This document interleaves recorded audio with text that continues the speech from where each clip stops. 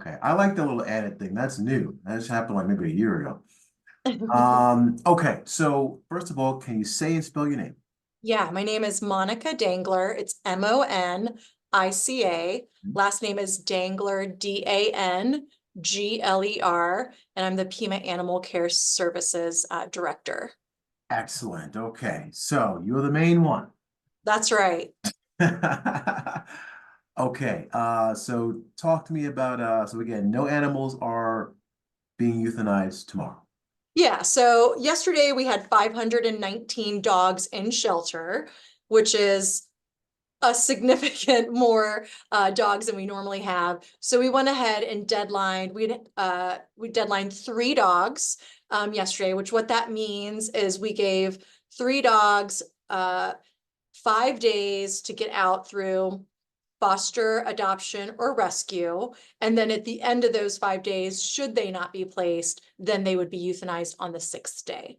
But typically when we do this, we see the community come forward and help us out and lower our census. We've already seen our census go down a fair amount to about 480. I think we're at 484, I think Kaylee said, right? But that's still a significant amount.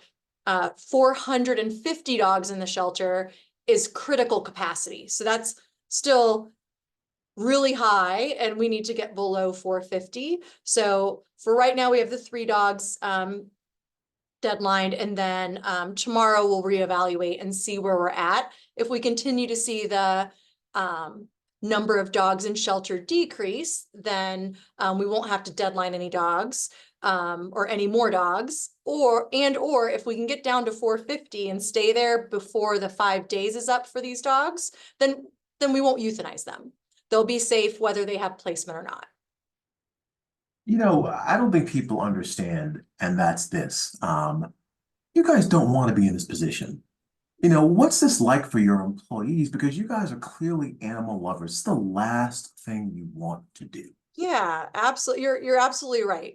This is the hardest decisions for any of us to make. None of us enjoy it. The staff who, even if they're not making the decisions, don't like having this loom over their heads, right? We all want, as dogs come in, to find them the perfect home to go into.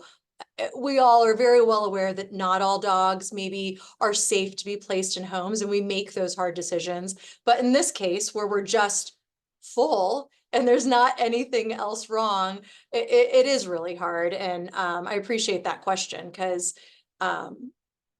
yeah, we want to do what we can. And we have so many programs put in place for the community to help them keep their pets, right? We know people are struggling, right? Whether it's to feed themselves and or their dogs, to get vet care, to, all the things. So if we can help people keep their pets, we are trying to do that. And then same with lost and found pets. We want people to get their pets back if they end up coming in the shelter, or even better, if they don't come into the shelter. And right, that's why we use Petco Love Lost. So people, when they find or lose dogs in the community, they can be quickly and easily reunited without ever having to come to the shelter. Right, that's our ideal scenario, is to keep those pets in the loving homes where they're at, so that we are here for a safety net for those dogs that truly need us, right? The dogs that are in a cruelty neglect situation, or the cats for that matter, right? That are in those cruelty neglect situations, whose owners are in crisis and they can no longer care for their pets, or for those pets that truly do need to find a new home. So is there a reason for I know there are a lot of pets that are out there right now. I think you said 500 something, Was there a reason for the influx or the amount of pets that are out there right now? Did something Yeah, happen or?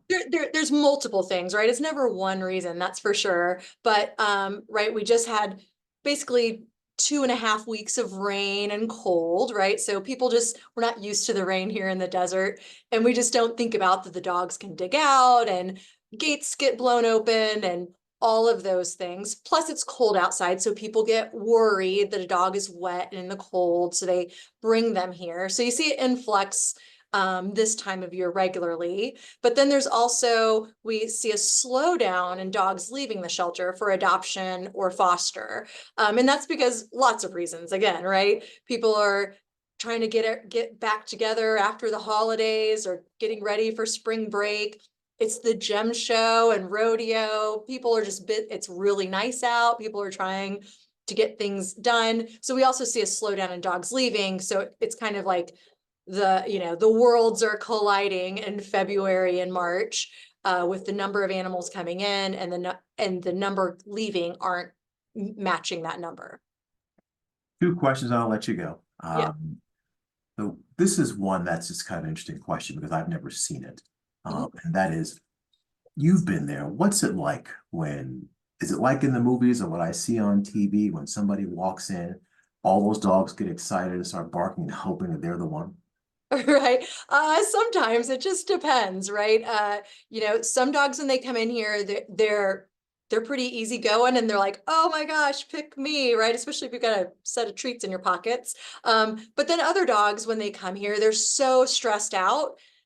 They act in not a way they would act at home, right? They're lunging and barking at the kennel and they look kind of ferocious. And it's not because they're ferocious dogs. They're just so stressed out. And I'm sure, right, people don't like to draw equivalents to animal shelters and jails, but it's very similar, right? Sometimes people act out when they're in jail and they're yelling and screaming things they shouldn't. And sometimes they're not, right? Sometimes they're shut down. And then some are just like, yeah, whatever, I've been here a few times. So it just really, dogs are just like people in the fact that they all have different personalities and they deal with stress in very different ways.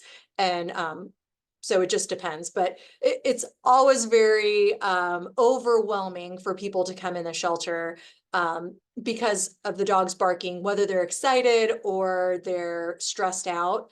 It's a little overwhelming sometimes, but that's why we've got an amazing team of staff that are here to help match you with the right dog that fits your lifestyle, right? Not every person's a good match for every dog, and not every dog's a good match for every person. So we try to match those together.